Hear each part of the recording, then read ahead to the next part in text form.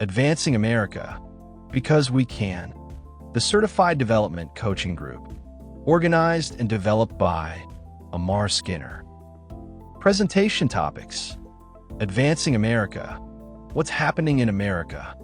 Can we end crime in America? Where does crime start? Where does crime end? Reactions to disparities and injustice. Opportunity for change. The life path, options. Empirical evidence explained. And more. Organized and developed by Amar Skinner. Observing crime and safety. What's happening in America? Crime issues. Identity theft. Drug offenses. Gun violence. Gangs and gang crime. Hate crimes. Violent crimes.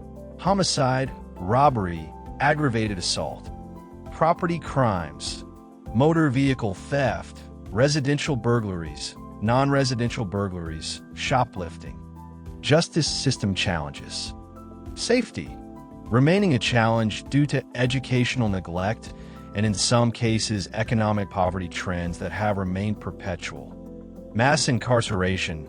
Remaining a challenge due to unfair sentencing at times, alongside disproportionate impacts on minority communities in many cities. Racial disparities. Remains a challenge due to racial disparities in arrest, convictions, and city leadership refusing to accept the truth and reality that most have no empirical evidence when it comes to addressing economics and crime with education.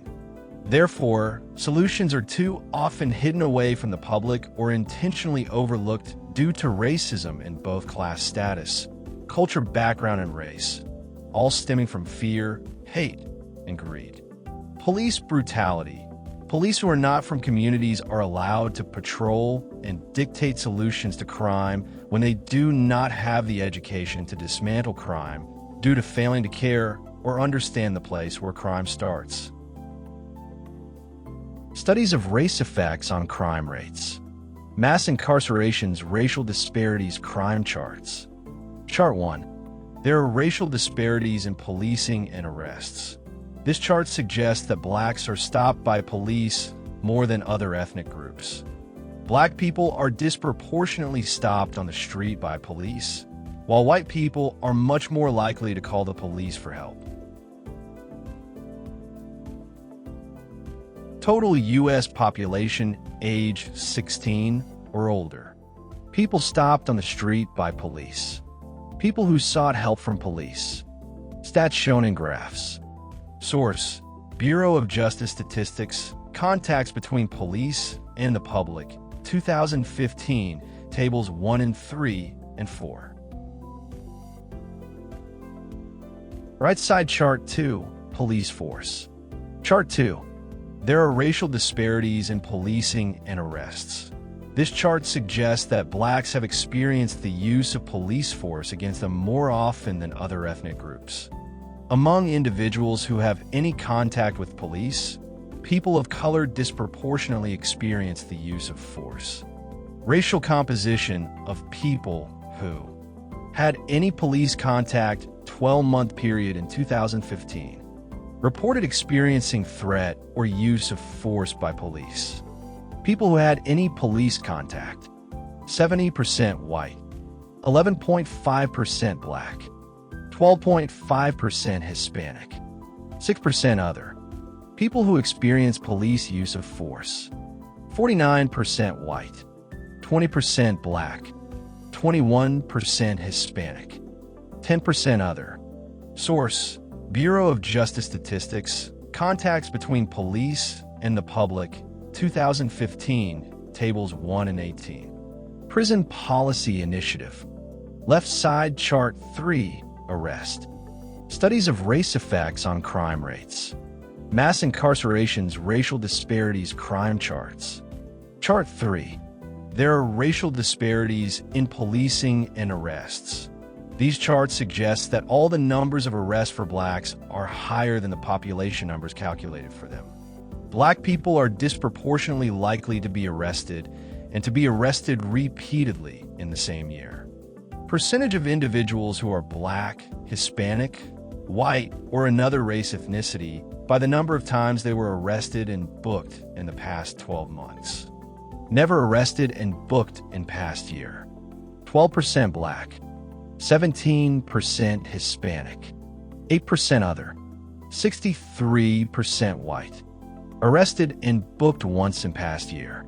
21% Black, 18% Hispanic, 8% Other, 53% White. Arrested and booked multiple times in past year.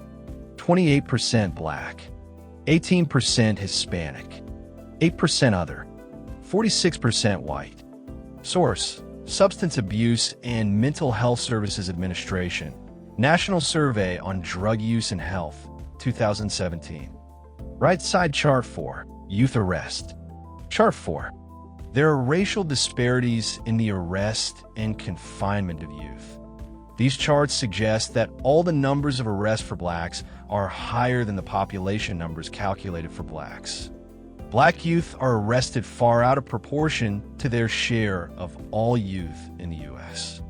U.S. population under 18 years old versus arrests of youth under 18 years old. White population 72%. Arrests 62%. Black population 15%.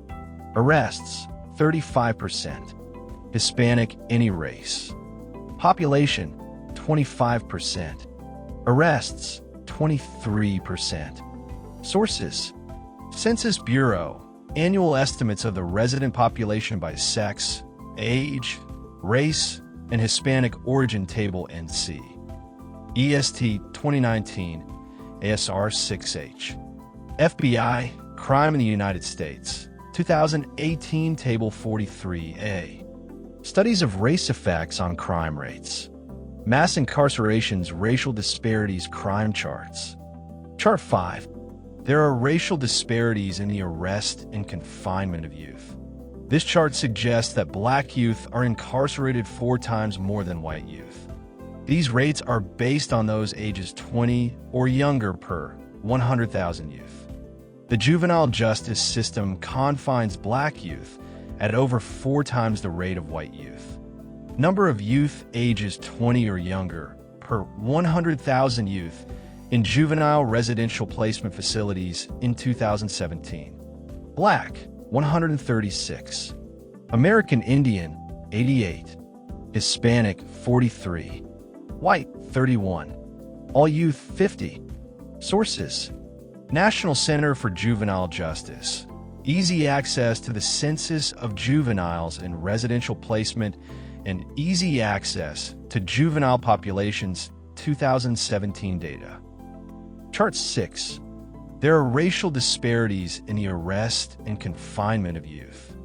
This chart suggests that black youth and American Indian youth are confined at rates 3 times the rate of white youth, and that both age and probation status are what make these violations what they are. For the lowest level offenses, black and American Indian youth are confined at rates over 3 times the rate of white youth. Number of youth 17 or younger per 100,000 who are confined in juvenile facilities for technical violations of probation or for status offenses, which would not be violations if not for their age or probation status. American Indian, 23. Black, 23. Hispanic, 9. White, 7. All youth, 10. Sources: National Center for Juvenile Justice. Easy access to the census of juveniles in residential placement and easy access to juvenile populations 2017 data. Chart 7. This chart demonstrates the quantity of individuals locked in local jails by race per 100,000 people per ethnic group. Racial disparities in local jail incarceration rates, 2018. Number of people incarcerated in local jails per 100,000 people in each racial or ethnic category. Black, 592. American Indian or Alaskan Native, 401. White, not Hispanic, 187. Hispanic, 182. Other, 50. Asian, 26. Source: Bureau of Justice Statistics, Jail Inmates in 2018, Table 2. The population of Black people is higher per 100K for those held in jails. Right side chart 8. Pre-trial detention trends. Chart 8. This chart suggests that from 2002 through 2017, Blacks and Hispanics on pretrial at least doubled within the 15-year time period. Pretrial populations, disproportionately Black and Hispanic, have more than doubled over 15 years. Racial disproportionality in pretrial detention, 2002. White, 68.1%. Black, 12.2%. Hispanic, 13.4%. Other, 6.2%. Pretrial jail population, 2017. White, 31%. Black, 43%. Hispanic, 19.6%. Other, 6.4%. Total pretrial jail population, 2002 to 182,754. 2017 to 482,000. Note: while unconvicted pretrial populations have grown to make up almost 2/3 of jail populations nationally, no national data have been collected since 2002 to assess how racial disparities in pretrial detention have changed. Sources: Bureau of Justice Statistics, Profile of Jail Inmates, 2002 Table 1, and Jail Inmates in 2017 Table 3. Rates of Blacks and Hispanics on pretrial increased within a 15-year study. Chart 9. Money is not the only reason people are put on pretrial. However, the chart shows income gaps that reflect who is punished. There are racial disparities in local jails and pretrial detention based on income poverty level or class, as defined by the Prison Policy Initiative report. People detained pretrial because they can't pay bail are much poorer than their peers, and the income gaps are widest for Black people. Median annual pre-incarceration incomes $2,015 for people ages 23, 39 in local jails who were unable to post a bail bond, compared to same-age non-incarcerated people by race, ethnicity, and gender. Men, not incarcerated annual income. White, $43,560. Black, $31,284. Hispanic, $27,720. Detained on bail annual income. White, $18,283. Black, $11,275. Hispanic, $17,449. Women, not incarcerated annual income. White, $26,136. Black, $23,760. Hispanic, $20,063. Detained on bail annual income. White, $12,954. Black, $9,083. Hispanic, $14,520. Income gaps reflect the quantity of those punished by law, with Black Americans having the widest gap. America Current Crime Status Reports. Please note that not all crime is reported to law enforcement, and not every city across America publishes or reports data surrounding violent crimes in their city. General crimes reported the crime wheel: homicide, aggravated assault, gun assaults, sexual assault, domestic violence, robbery, carjacking, residential burglary, non-residential burglary, larceny, shoplifting, motor vehicle theft, drug offenses. Analyzing truths about crime reports. Some research suggests that homicide rates in some high homicide cities, including Baltimore, Detroit, and St. Louis, have dropped, returning to the levels of 2014, when national homicide rates were at historic lows. There can also be found reports with little research where rates in other cities have largely returned to pre-pandemic levels. The reports are accumulated based on 29 cities reporting on crime to the CCJ, Council on Criminal Justice. Out of these 13 crimes within this report, 12 of them was lower in 2024 than in 2023, with shoplifting being the only offense higher. While an OWL overview suggested that several U.S. cities experienced an increase in crime rates in 2024, some of the cities that reported higher crime was said to include Memphis, Tennessee, Baltimore, Maryland, Birmingham, Alabama, Cleveland, Ohio, Detroit, Michigan, Kansas City, Missouri, and New Orleans, Louisiana. In a report suggested by the CCJ, it was added that homicide particularly has been lowered in cities like Detroit, Baltimore, and St. Louis in 2024 compared to 2023. Also to be noted here is that trafficking and kidnapping are two crimes not to be ignored. They do not appear on the CDCG crime wheel to your left because they were not listed in the study that was conducted. However, in another setting for conversations, they do appear as relevant and necessary crimes to keep an eye on. More on this later.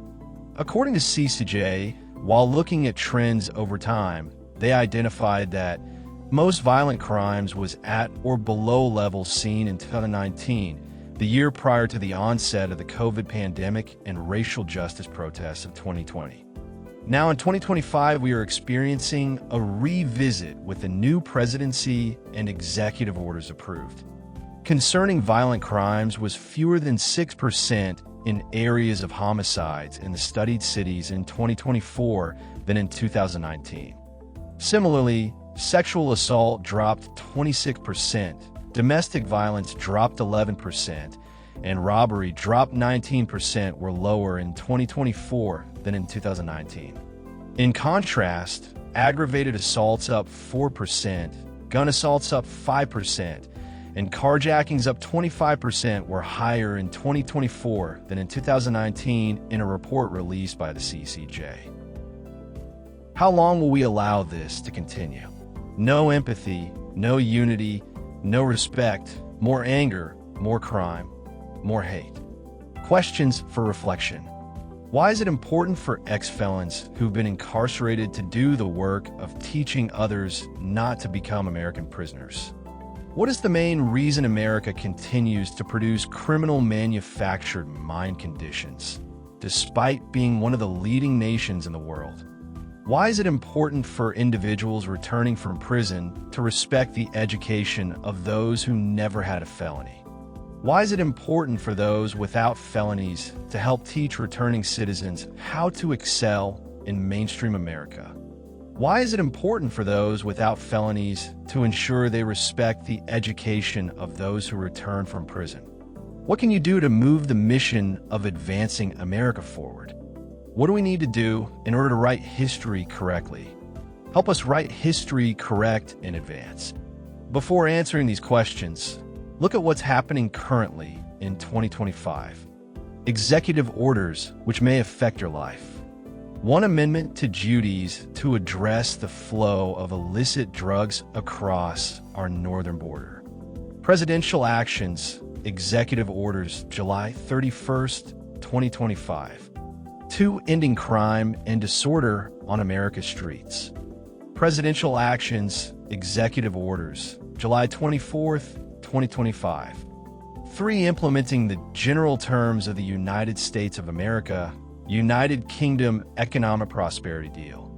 Presidential actions, executive orders, June 16th, 2025. 4. Unleashing American drone dominance. Presidential actions, executive orders, June 6th, 2025. 5. Sustaining select efforts to strengthen the nation's cybersecurity. And amending Executive Order 13694 and Executive Order 14144. Presidential actions, executive orders, June 6th, 2025. The poverty, crime relationship, and why mental illness or mental health issues will lead to incarceration in 2025 and 2026. The justification, purpose and policy research, endemic vagrancy, disorderly behavior, sudden confrontations, and violent attacks have made our cities unsafe. Reasoning, citizens vulnerable to public safety threats, ending crime and disorder on America's streets. Presidential actions, Executive Order, July 24, 2025. Discussion, who does it affect? Supporting data. One in the United States, on a single night during the last year of the previous administration, it was reported that 274,224 homeless people were recorded, the highest ever documented. Two, additionally, the overwhelming majority are addicted to drugs, have a mental health condition, or both. Three, nearly two-thirds of homeless individuals report having regularly used hard drugs like methamphetamines, cocaine, or opioids in their lifetimes. An equally large share of homeless individuals report suffering from mental health conditions. For the federal government and the states have spent tens of billions of dollars on failed programs that address homelessness, but not its root causes. 2025 Executive Order Summary. There are issues surrounding our lives which will not be healed if they are not addressed by those who have lived amongst the issues surrounding the lifestyle before. The same reasons why a person's issues of being homeless needs to be addressed by someone who has been homeless before is the same reasons why criminals who have recovered from the lashes of convictions become the best advocates for helping others not become habitual criminals. Anywhere in life where it requires empirical evidence-based needs, then those needs are not replaceable with textbooks alone. If leadership is without empirical evidence, then the leadership will lack empathy for the problems needing to be addressed in unfamiliar areas they can't relate to. Take, for example, the many emotions and thoughts in the heads of Black Americans alone about Kamala Harris' understanding of how they felt having children when she had none of her own biologically. She was even ostracized when it came to being taken serious as a Black person who cared about any Black people's issues due to her marriage choice. Not every Black person felt this way about Kamala Harris, yet there was those who did. Now, look at President Trump. Many white Americans alone are upset and mad at the White House because under Trump's leadership, a reduction of 26% of federal funds to the housing market has been reduced. Trump is now focusing funds into facilities to address treatment for homeless mental health issues, etc. Trump has never been homeless or close to it. This is not to say that Trump or Kamala Harris are not smart in other areas apart from those they may have empathy for. The justifications surrounding the many reasons why budgets for housing to house the homeless within America are being cut today in 2025 has a lot to do with the fact that in many cases the root cause of the problems surrounding homelessness has been played around with by those who had the money. In many cases, while winning grants as nonprofits, qualifying for Section 8 as indigent and other benefits people have received for years and have not made good decisions with will now be cut. Yes, many people was given money for the issues directly and indirectly and did nothing to seek real solutions. So now you will see a change in what you will cry out as crime for various reasons. Surrounding leaders and surrounding cities made poor decisions, not having empathy, and now Trump looks pretty justified in his decisions. Trump believes he has the solutions that work. In many cases, while having knowledge of solutions that could work, other leaders of many previous public-funded programs turn their eyes for greed amongst themselves and their circles. Some will say Trump is doing the same thing and that all his decisions is being made to promote an old agenda. Public service programs in American communities are accused of not addressing what they promised. A lot of money was put into the country to address the issues of homelessness, and in most cases abuse of funds, is why now Trump is justifying the decisions he has made thus far in 2025. Seriously, how many times has money been given to people who had no real solutions or intent to provide one? We can't count them, and I have witnessed it in the Hampton Roads area of Virginia repeatedly. As fast as we brag about crime in one area of America being reduced, a blind eye is being turned to crime happening perpetually in one place when it's not in another area. We must wake up as a nation. Also, regardless if you like or dislike Trump, many people who were responsible for deciding who get the funds was lazy, uneducated, and unempathetic about the real root cause of crime, poverty, and other issues surrounding the American population. Sometimes intentional neglect, and other times just completely not educated enough to address the real issues. Where does crime start? No child is born with a criminal mind. A criminal mind is a manufactured mentality developed after birth, which later self-destructs human potential. The criminal behavior we observe on the news, and unfortunately, in person many times is history. The history is within the psychodynamics behind the criminal behavior witnessed. The psychodynamics are the hidden underlying mental and emotional facts behind behavior. A study of the psychodynamics of someone's behavior would emphasize the influences of unconscious processes on their behavior and personality development. Thoughts have a variegated history behind them. Where does crime end? Crime is reduced to a potential end when you involve thought-provoking curriculums with motivation. Within America, there exist more than 100 cities that suffer from some form of gun violence annually. Therefore, we launched our concept within Virginia and made our solutions unbiased and universally available for all states and cities throughout America. Today, we're going to discuss why and how the CD Coaching Group provided the solution to a lack of motivation in the youth and young adults of America in a time where most think that education is not important. Why CD Coaching Group will work to advance America away from crime. Crime reductions are great, yet we must deal with truth. The United States still experiences high levels of homicide compared to other industrialized nations, and progress should not slow local, state, federal, and community efforts to adopt comprehensive, evidence-based strategies to reduce violence. How did the CD Coaching Group identify solutions to the broad behavioral shifts and other societal dynamics that affect trends?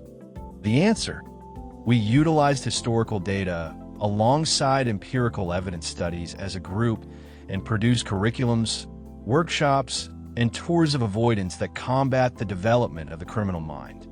The criminal mind is a manufactured mentality, and no child is born with a criminal mind. We remain aware that if a criminal can be manufactured, then we can therefore create an entrepreneur, engineer, scientist, etc. if we work to do so. Opportunity for change. More than 10 years ago, we created a life path where many discovered hope, patience, motivation, empathy, focus, and education. The life path, our golden journey. Jewels of life that money alone can't buy. Hope, focus, motivation, education, patience, empathy, discovered on the life path. Our golden journey. TPE, think, plan, and execute. Owning your own future in the Now Workshop training. Analyzing your world in the Now Workshop training. 24/7 chain clock. MAP Motivation Attitude Professionals. My school is called Life, Living in Future Enthusiasm. Business Behavior Support Manual Volume 1 and 2. Discovering Ideas and Drive Crippled and Paralyzed Workshop. ESC Model for Progress. Appel Development Program. Motivational Behavioral Support Manual 1. Real Rap, The Early Bird Unearthed. Anger Management Guides, Avoiding the Amygdala Hijack. COP, Children of Prisoners. CA, Crime Awareness. Reforming the Thoughts of a Criminal Mind Workshop Training. Mothers and Sons, Fathers and Daughters. The Life Path, Our Golden Journey. Contributors and partners on the Life Path. The E.F.E.R.M. The Ex-Felon Entrepreneurship Retail Museum of Avoidance, 2018. Grand Opening 2018. 3 ways the E.F.E.R.M. contributes. 12-chapter Breaking Out of the Box of Unawareness Tours. About how not to do crime.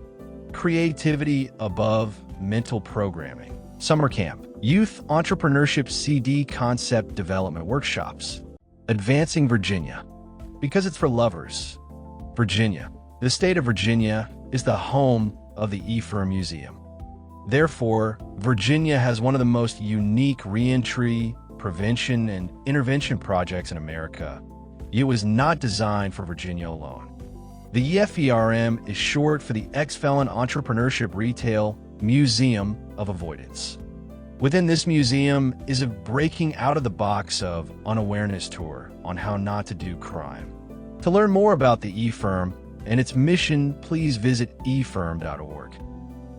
For now, let's look at how we are advancing America and the reasons why we dedicate our life to doing the work we are doing in the world. Advancing Johnstown, Pennsylvania. Because CD Coaching Group is a lifestyle for anyone. Amar Skinner, educating authorities and community leaders on gun violence solutions in Pennsylvania. Advancing Elizabeth City, North Carolina. Because they welcomed CD Coaching Group and are now on the Life Path, Our Golden Journey. Amar Skinner alongside CD Coaching Group. Coaches standing against crime, anger, and program poverty to bring about solutions in North Carolina for youth and young adults to develop mindsets that are not criminal-driven. The CD Coaching Group. Save lives on the Life Path. Help us become reachable to another in need. CD Coaching Group. Areas you can learn and grow with us. Certified Development Coaching Group, LLC. Anger Management. Conflict Resolution. Entrepreneurship. Victim Impact Awareness. Violent Crime Prevention. Motivation. The E.F.E.R.M. Ex-Felon Entrepreneurship Retail Museum of Avoidance. Focus areas include reentry, prevention, intervention, gun violence, prison to E.F.E.R.M pipeline, foster care to prison pipeline, school to prison pipeline. Q&A session. Question 1. What is the main reason America continues to produce criminal manufactured mind conditions despite being one of the leading nations of nations in the world? Educating the minds of people away from crime gets too often ignored until the results of its tragedies hit home. The money grab for resources causes a neglect to get finances where they need to be so that education is acquired in the areas where needed. There are levels to this type of work of prevention, reentry, and intervention. Certain factors determine the level of care needed. Everyone that professes to work to cure our society from crime doesn't always have the empathy for the job. Due to experience, most people's empathy chamber doesn't stretch out to the levels needed for combating the development of criminal minds. Some leaders and advocates will only go so far in their concerns for the work. You must have empathy for it. Empathy will create action behind what is said, learned, and in need of happening, even when it doesn't mean dollars for you. Q&A session. Question 2. Why is it important for ex-felons previously incarcerated to do the work of teaching others not to become American prisoners? Answer. Individuals who have lived a life of being confined, yet have acquired an understanding of the psychodynamics affecting human beings, living as individuals under confinement daily, and experiencing human relationships both gained and lost, will have developed a unique skill of communicating in a way that helps others move forward. That skill developed will allow them to identify triggers and insincere responses toward solutions available for change. Previously incarcerated individuals who can teach, whether it be through writing, speaking, or in a classroom setting of real-time experience, have on average developed a belief and confidence in themselves. This will drive the motivation needed to apply the education they've learned through empirical evidence. That same evidence they taught themselves will fuel their drive to discover more innovative solutions in their journey to help others learn. Yes, empirical evidence is an individual's reinforcement tool bag and acts as a teacher when observed for lessons while advancing life in the now. Q&A session. Question 3. Why is it important for individuals returning to society from prison to give respect to the education of those who have never had a felony? Empirical evidence is not just a reality in the life of an ex-felon. Those who have been fortunate to not be charged with a felony or incarcerated have a different empirical, evidence-based knowledge and understanding that the average ex-felon lacks. Chances are, in many cases, those who experience incarceration have never operated a normal lifestyle within mainstream society.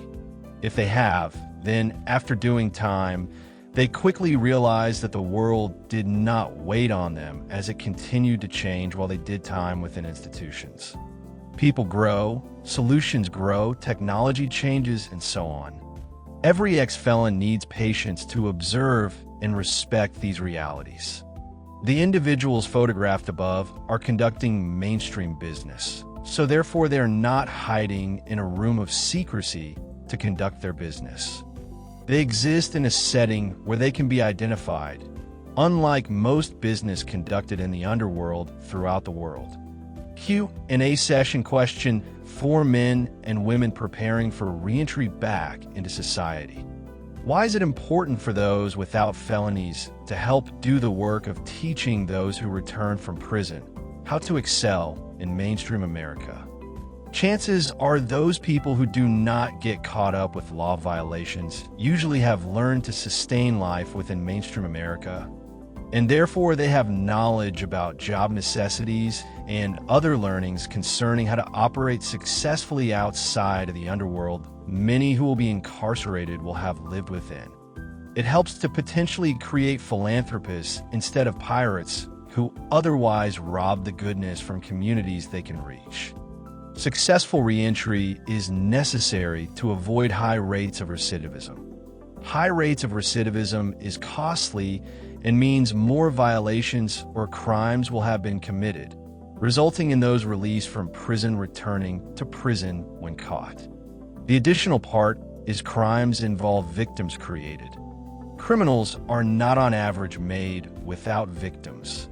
Even if they themselves can be labeled the victims and the criminal in most cases. Q&A session. Question 5.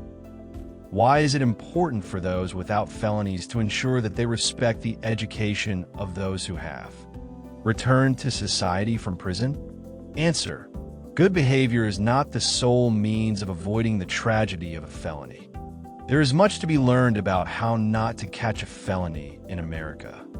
Not having knowledge of law has left many people victimized to sentences where they did no crime, yet they did the time. Before doing the time, those same individuals never felt they had a reason to pay attention to law if they walked a straight line. Empirical evidence story. Living out in Suffolk, Virginia, there's a lady named Nikki who is a good family friend. With a court-appointed attorney representing her, she was sentenced to 8 years in Virginia state prisons for drug charges by a judge who said to her that he knew she was innocent.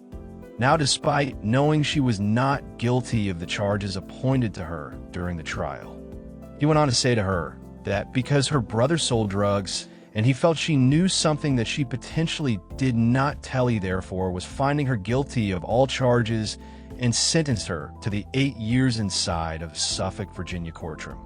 Results and following effects on her life and her children's lives in short. She had to leave her children during that time of incarceration, and as the cycle repeats itself, her son is now locked up and she has his children while he does time in the Virginia state prisons. Do you think this is the only time this has happened? This ugly cycle must end. Q&A session. Question 6. What can you do to move this mission of advancing America forward? Become a CDCG coach. Become a museum member. Become a museum tour guide. Become a sponsor for Reentry. Become a sponsor for prevention. Become a sponsor for intervention. Become a museum event volunteer. Become an advocate for the E.F.E.R.M. Become an advocate for CD Coaching Group. Get on the life path. Q&A session question 7. What do we need to do to write history correct? Answer: have an input today. Do not remain dormant about issues we face as a country in which we can change in unity as a group on the life path. Advancing America, the E.F.E.R.M Night of Avoidance. Presenting Certified Development Coaching Group in the E.F.E.R.M Museum of Avoidance. First in Reentry Prevention and Intervention. cdcoachinggroup.com. CD Coaching Group, the Certified Development Coaching Group, LLC. E.F.E.R.M.org, the E.F.E.R.M Ex-Felon Entrepreneurship Retail Museum. Help make it global. It saves lives. Hello and welcome. My name is E.F.E.R. Skinner, founder of the Ex-Felon Entrepreneurship Retail Museum, also known as the E.F.E.R.M. I want to personally thank you for your interest in our mission to prevent incarceration through education and to properly engage individuals into educational platforms that will help transform communities throughout America.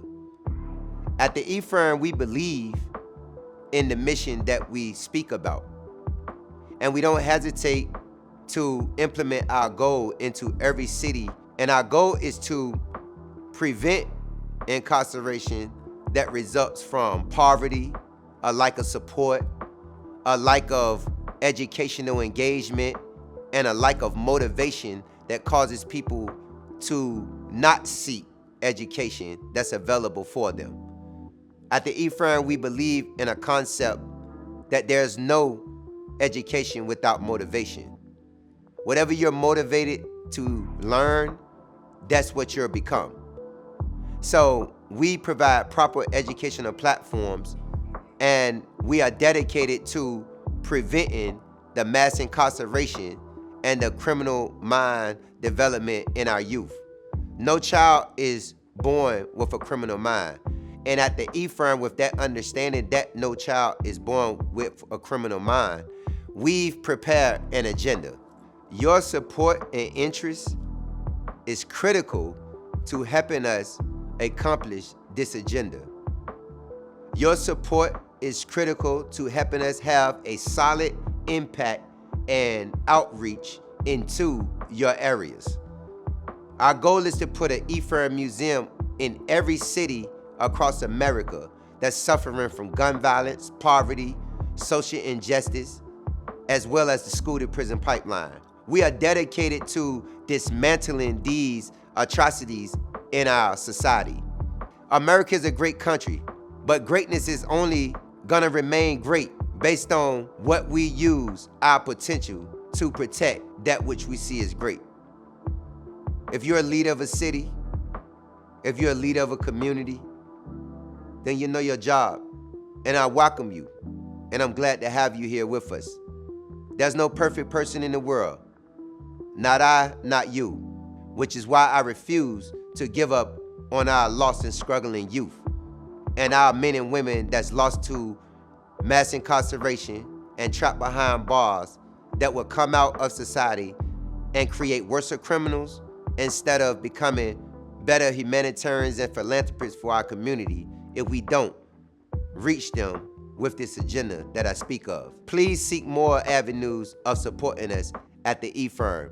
Reach out to us because we're reaching for you. E.F.E.R.M museums across the country will serve as a transformation for the right causes and the right visions that we strive to promote throughout the world. The E.F.E.R.M is a hub for unity. It's a hub for togetherness. So I want to thank you for tuning in, and I want to invite you to explore our material that we have, our curriculums. Explore these curriculums, explore our success stories. We have free material that you can actually engage before even spending a dime getting involved with us.